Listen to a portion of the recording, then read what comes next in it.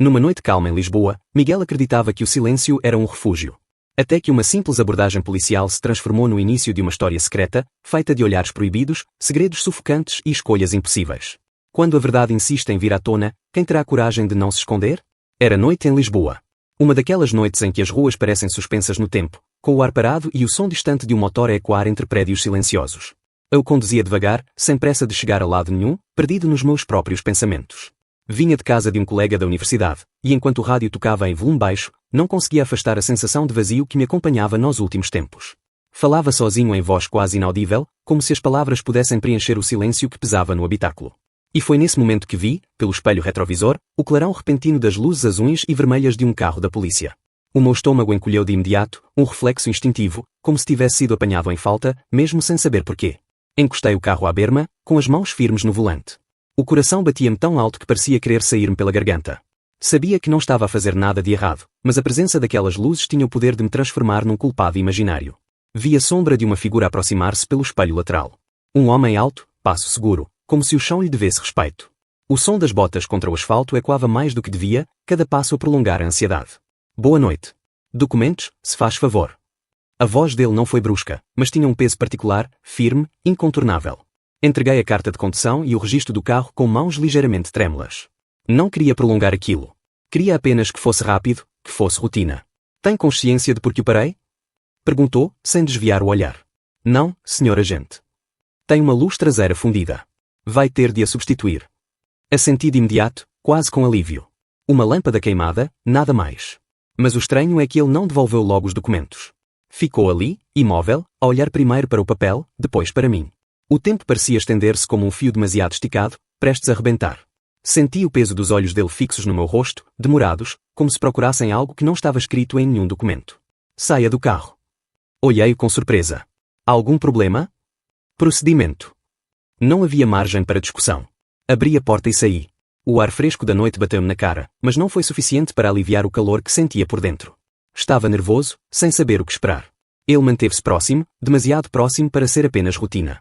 Não me tocou de forma inadequada, não disse nada fora de lugar. Mas a forma como a sua presença se impunha, a forma como o silêncio se tornava quase insuportável, deixava-me inquieto. Era como se houvesse uma tensão invisível entre nós, algo que não conseguia nomear, mas que me percorria a pele como eletricidade. Depois de alguns segundos que pareceram minutos, devolveu-me os documentos. Pode seguir. Não houve despedida, não houve palavra de cortesia. Apenas um silêncio brusco, pesado.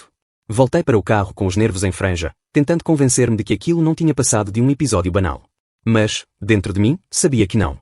Havia qualquer coisa naquele olhar, naquela demora, que me deixava alerta, inquieto. Não era medo, mas também não era conforto. Era algo no meio, perturbador e intrigante ao mesmo tempo. Nos dias seguintes, tentei esquecer. Disse a mim próprio que era imaginação, que o desconforto tinha nascido apenas da situação em si. Mas a verdade é que, de cada vez que fechava os olhos, lembrava-me daquela cara, daquela pausa longa demais, daquela presença que parecia não caber na formalidade de uma abordagem policial. Uma manhã, decidi parar no café de sempre, aquele pequeno refúgio onde costumava ir antes das aulas. Entrei com a rotina habitual, cumprimentei a funcionária, pedi o meu café. E foi nesse instante que o vi. Sentado ao fundo, sem uniforme, de roupa simples, mas impossível de confundir. Era ele. Ricardo. O mesmo agente, agora sem a barreira da autoridade, sem a distância do volante e da estrada. Congelei por um instante. Podia ter virado costas, podia fingir que não o tinha visto. Mas fiquei. Fiz o meu pedido, aguardei na fila. Sentia os olhos dele levantarem-se do telemóvel de vez em quando, apenas por segundos, mas suficientes para me confirmar que me tinha reconhecido também. Quando peguei no café e me virei, já estava de pé, a poucos passos de mim. Miguel, não é? Demorei meio segundo a responder, como se tivesse de recordar o meu próprio nome. Sou, sim. Podemos falar um momento? Podia ter inventado uma desculpa, podia ter dito que estava atrasado. Mas não o fiz. Senti que tinha de ouvir o que ele tinha para dizer. Sentámo-nos a uma mesa próxima. O silêncio entre nós era denso, cortado apenas pelo som distante das chávenas e das conversas de outros clientes. Ele mexia no café sem beber, e eu esperava. Sobre a outra noite, começou, com a voz mais baixa do que esperava. Não respondi de imediato. Queria que continuasse. Não foi apenas procedimento. Sei que devia ter ficado por aí, mas não fiquei. As palavras ficaram suspensas no ar. Não havia explicação clara, não havia desculpa. Apenas uma confissão implícita de que aquele momento na estrada tinha sido mais do que rotina. E eu, sentado à frente dele, percebi duas coisas ao mesmo tempo, que estava a entrar num território perigoso e, por mais que quisesse, não conseguia recuar. O silêncio dele, o olhar dele, a hesitação, tudo aquilo tinha deixado uma marca em mim. Uma marca que agora voltava a abrir-se ali, à mesa de um café comum, numa manhã qualquer em Lisboa. Era estranho estar ali sentado frente a frente com ele. O mesmo homem que, dias antes, me tinha mandado encostar o carro na berma com um olhar frio e distante, agora mexia o café sem beber, como se o simples ato de erguer a chávena exigisse uma coragem que não encontrava. O silêncio parecia prolongar-se, quase insuportável, até que finalmente levantou os olhos e deixou escapar um suspiro pesado. Eu não devia estar aqui. Disse isto como se fosse uma confissão mais do que uma frase. Eu limitei-me a esperar. Já tinha percebido que ele precisava de tempo, e forçá-lo só iria fazê-lo levantar-se e desaparecer. Não foi apenas procedimento naquela noite. A voz dele estava mais baixa do que a do agente da estrada. Não havia autoridade ali, apenas uma vulnerabilidade crua. Eu tenho passado a vida inteira a construir uma imagem. A fazer o que os outros esperavam de mim. Mas a verdade é que, parou, olhou de novo para a chávena. Os dedos batiam levemente no pires, uma batida irregular que denunciava nervosismo. Demorei alguns segundos a responder. E a verdade é? Ele engoliu em seco. A verdade é que não consigo mais fingir. Sempre reprimi o que sou. Sempre. Desde adolescente. As palavras caíram pesadas entre nós, como se tivessem esperado demasiado tempo para sair. Eu não disse nada. Sentia que qualquer reação precipitada podia fazer a conversa desmoronar-se. Estou noivo.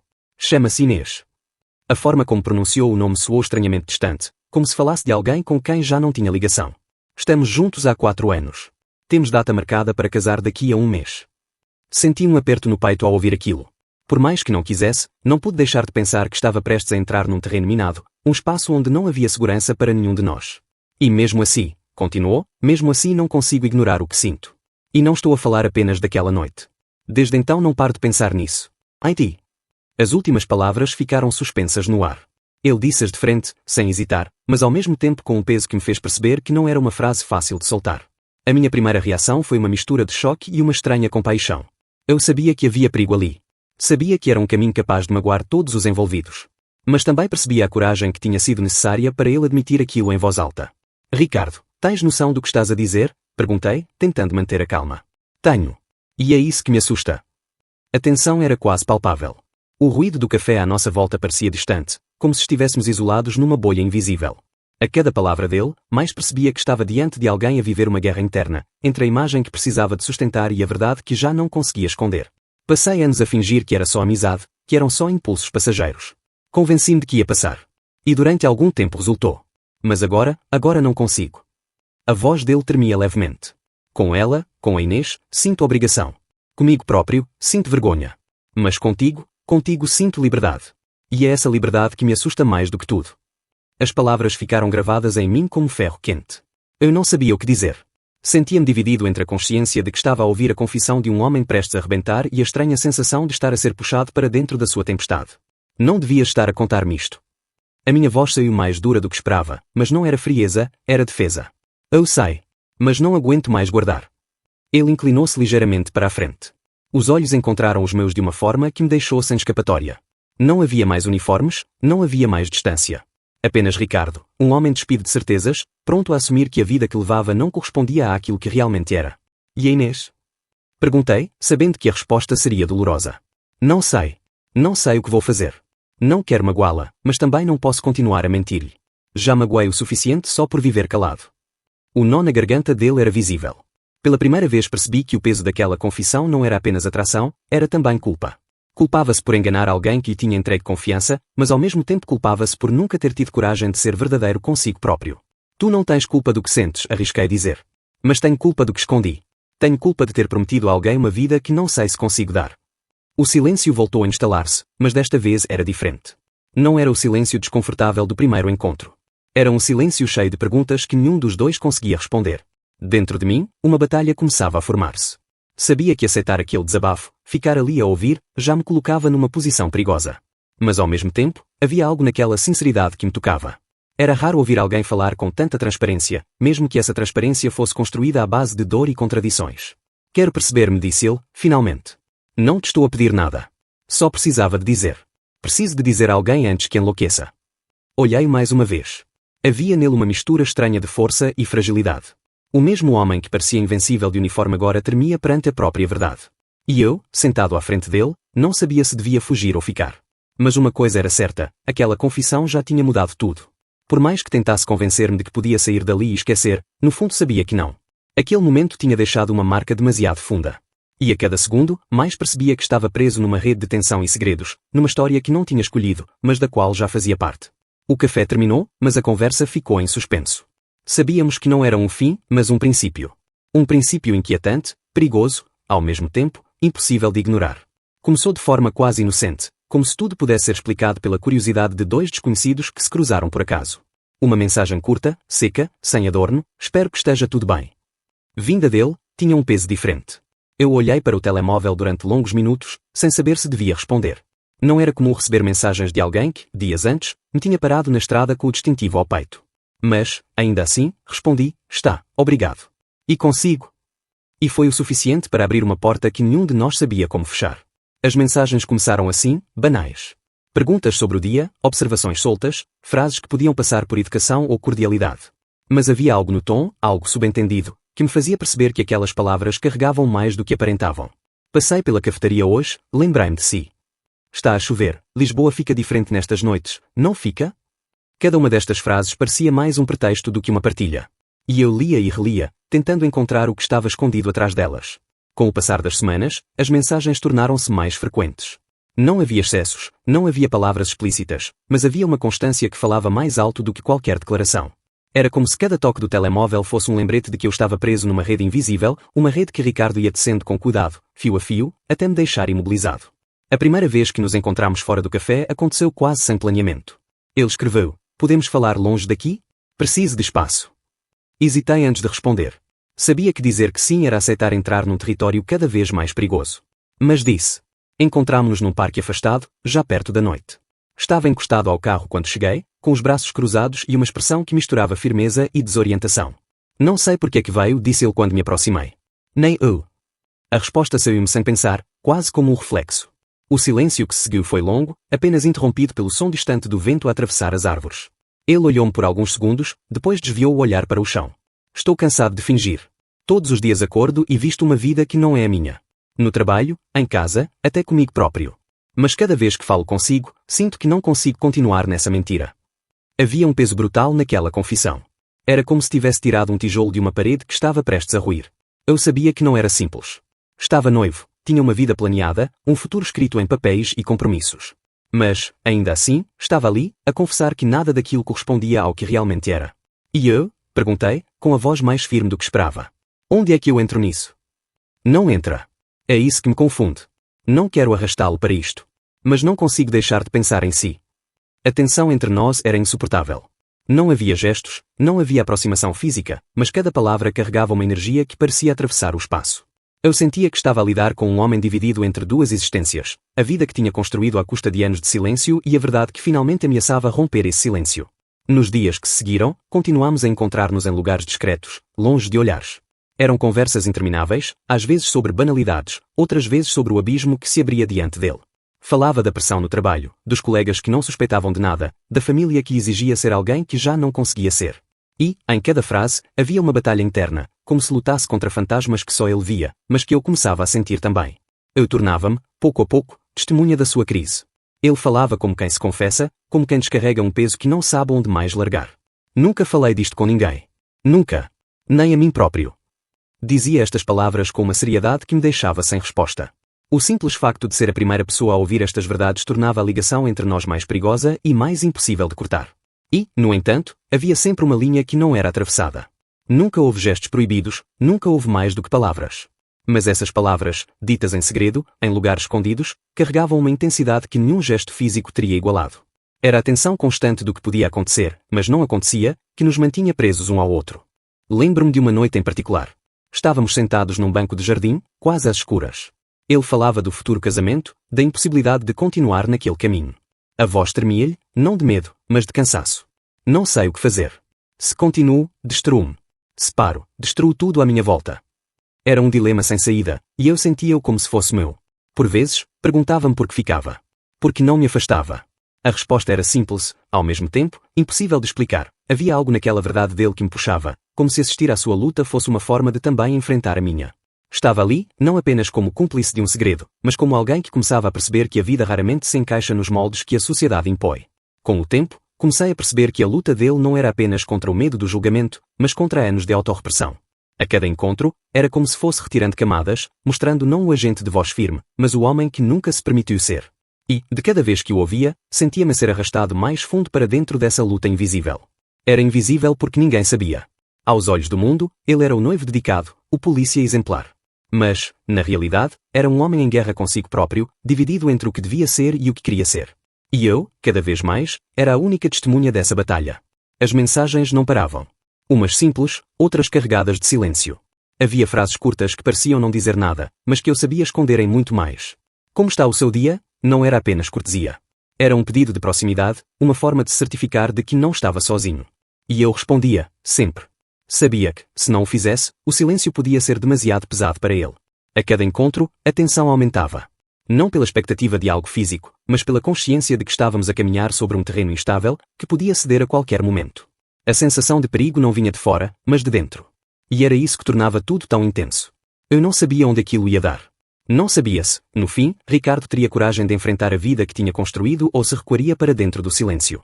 Mas sabia que, até lá, eu estaria a ver cada passo, cada hesitação, cada fragmento da luta invisível que o consumia. E, mesmo sem querer, essa luta já era também minha.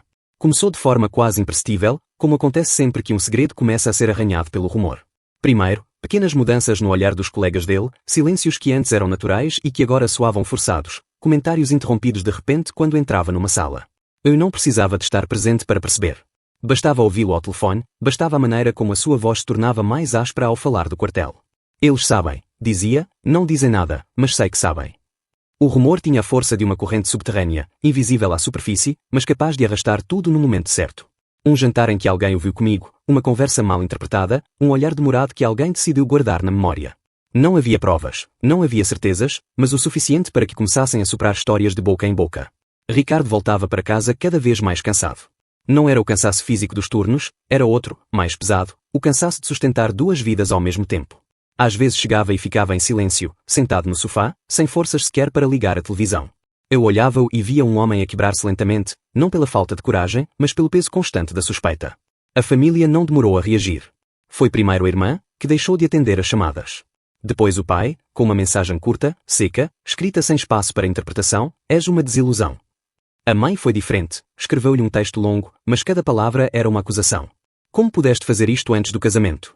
Como pudeste destruir a vida da Inês e a nossa? Nenhum insulto, mas também nenhum sinal de compreensão. Era frieza embrulhada em moralidade. Eu via nele a tentativa de resistir, de erguer os ombros e continuar.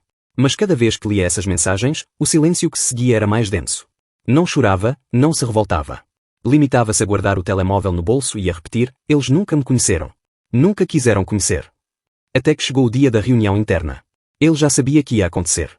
Tinham-nos chamado com antecedência, um convite formal disfarçado de avaliação. No fundo, não passava de um julgamento não declarado. Quando me contou, na véspera, havia na sua voz um tom que eu nunca tinha ouvido antes. Não era medo, não era resignação, era algo próximo da libertação. Amanhã acaba, disse. Não sei o quê, mas acaba. Na manhã seguinte, escreveu-me antes de entrar, se tudo correr mal, obrigado por estar.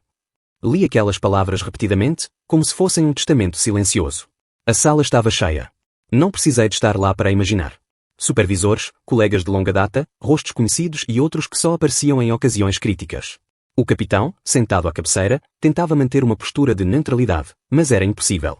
Ricardo descreveu-me tudo depois, em detalhe, e eu conseguia quase ver cada gesto, cada olhar. Começaram com formalidades, como se quisessem disfarçar o peso daquilo que se ia discutir. Recebemos preocupações de alguns elementos do corpo. Há comentários a circular que põem em causa a imagem da instituição. Palavras medidas, mas afiadas como lâminas. E ele, sentado, a ouvir. Quando lhe deram a palavra, não hesitou. Disse-me depois que sentiu uma calma estranha, como se finalmente tivesse chegado o momento de deixar cair todas as máscaras. Levantou-se, olhou em volta e falou. Levo mais de 8 anos nesta força. Nunca falhei um turno, nunca virei costas a um colega, nunca desonrei este uniforme. Mas agora, por causa de rumores, querem fazer de mim um problema. Então escutem, se ser verdadeiro sobre quem sou vos incomoda, o problema não sou eu, é o sistema que defendem. O silêncio que se seguiu foi absoluto. Ninguém esperava que ele fosse tão direto. Alguns baixaram os olhos, outros ficaram imóveis. O capitão tentou intervir, suavizar, mas ele não parou. Passei a vida a esconder-me. Para vos agradar, para agradar a minha família, para corresponder ao que esperavam de mim. Mas não vou voltar para esse esconderijo. Se querem que eu saia, ponham-no por escrito. Mas não esperem que eu peça desculpa por existir. Aquelas palavras, ditas com uma calma firme, ecoaram mais fundo do que qualquer grito poderia ter feito. Ele contou-me que saiu da sala sem esperar resposta, sem olhar para trás. No corredor, sentiu os olhares fixos, mas nenhum gesto, nenhum impedimento. Pegou no telemóvel e ligou-me. A sua voz estava surpreendentemente estável. Acabou. Estou cá fora. Eu não sabia se tinha perdido o emprego, se apenas tinha assinado a sua própria exclusão, mas sabia que algo irreversível tinha acontecido. Horas depois, o vídeo apareceu. Alguém tinha gravado parte do discurso com o telemóvel e partilhado nos grupos internos. Não demorou a vazar para fora. Em poucos minutos estava nas redes sociais, em poucas horas nos noticiários. Agente da polícia desafia a hierarquia e assume orientação em plena reunião.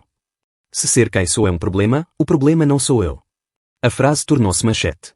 De repente, Ricardo já não era apenas um homem em crise, era um símbolo. Para uns, de coragem. Para outros, de vergonha. As mensagens não paravam de chegar. Algumas de apoio, vindas de desconhecidos que viam nele um exemplo.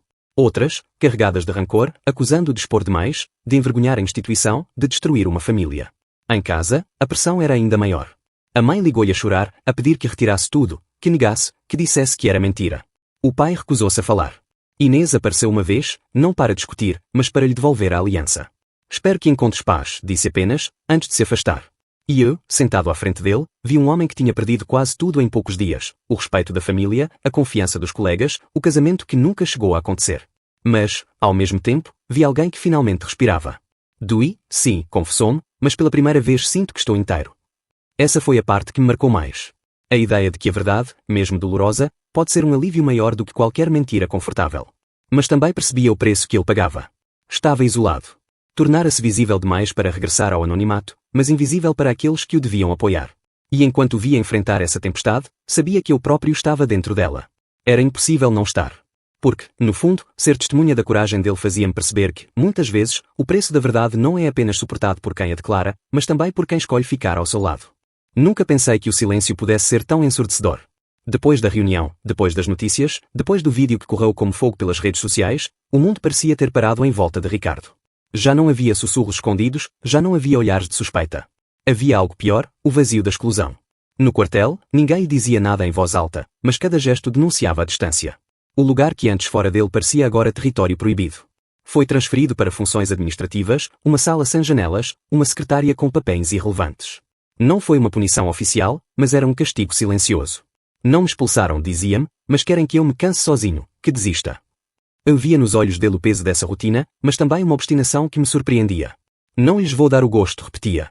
Em casa, a luta era outra. A mãe tinha aparecido no dia seguinte à explosão mediática. Não chorou, não gritou. Sentou-se no sofá como uma visitante desconfortável. Estive lá, disse, referindo-se à igreja onde deveria acontecer o casamento que nunca se realizou. Não foi fácil. Mas não consegui ficar em casa. Não o abraçou, não o felicitou. Limitou-se a estar. Para ele, aquele gesto mínimo tinha sido quase um milagre. O pai, esse, manteve-se ausente. Nunca mais lhe falou. A irmã bloqueou em todas as formas de contacto. Inês, que durante anos partilhara uma vida planeada ao lado dele, limitou-se a devolver a aliança numa pequena caixa. Espero que sejas feliz, mas não comigo. Foram estas as últimas palavras que ouviu dela. E foi nesse cenário de perdas que começou a nascer algo diferente. Não era alegria, não era vitória. Era uma espécie de reconstrução lenta, quase imperceptível. Ao caminhar pelas ruas comigo, deixou de baixar a cabeça. Já não evitava os olhares. Alguns reconheciam-no das notícias, outros apenas adivinhavam a história pelo modo como o observavam.